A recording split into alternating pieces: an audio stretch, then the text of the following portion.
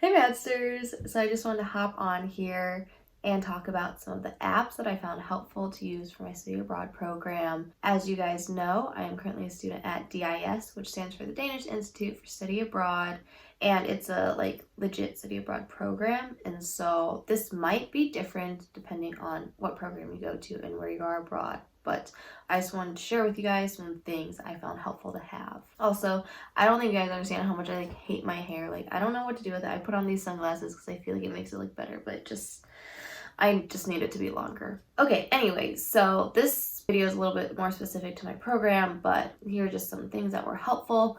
Number one is the DIS app. Although this app kind of is a little glitchy sometimes, it's pretty good.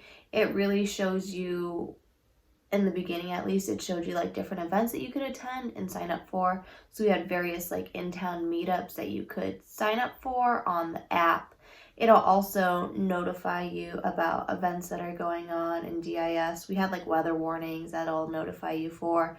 So it's pretty much your standard university app. I know the University of Michigan has their Michigan app. So this is very similar to it.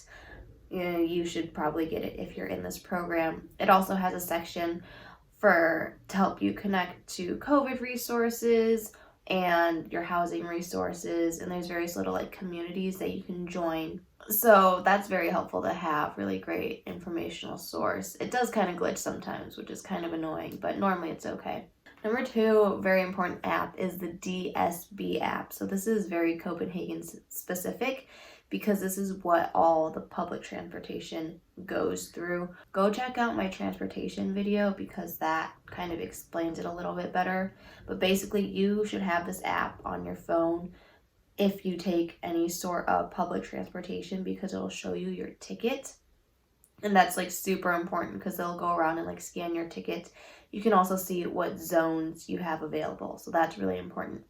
Number three is, I'm not sure how to say it, but Rejseplanen? I don't know. It helps you plan your trips.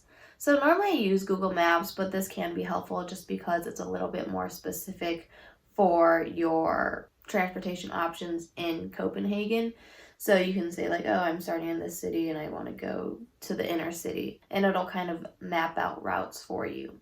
So that's very helpful. I don't really use it as often as Google Maps just because Google Maps is a little easier, but that can help. Number four is a currency converter app. There's so many of them. I looked up currency converter and downloaded the first one. I'm not really sure how accurate it is, but it definitely gives me a good sense of where I am and how much money I'm spending and how much things cost. So 10 out of 10 recommend that one. Number five is the MyLebara app. So DIS will give you a MyLebara phone SIM card that you have to put in your phone, or else your phone won't work without Wi-Fi. I actually have two phones. So this is an old iPhone 6 and then my normal phone. So this phone has the MyLebara app. So this is a normal working phone. I usually use it to hotspot to my normal phone. So you can do that or just bring one phone. But definitely get the MyLebara app because you can buy more data and you can track how much data you've been spending just to see. I went with the least expensive plan, which is 5 gigabytes, which is pretty good. But then I've been having issues with getting data when I leave Denmark, which is a big problem.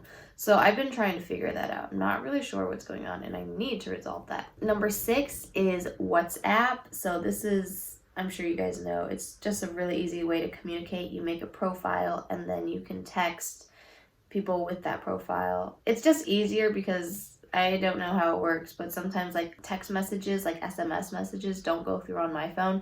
So I just use WhatsApp, really easy to create group messages. And then finally going off of that, there's GroupMe, also very helpful. Hopefully you guys have used GroupMe before. Before we left, in the States, we used a lot of GroupMe and there'd be DIS groups that you can join.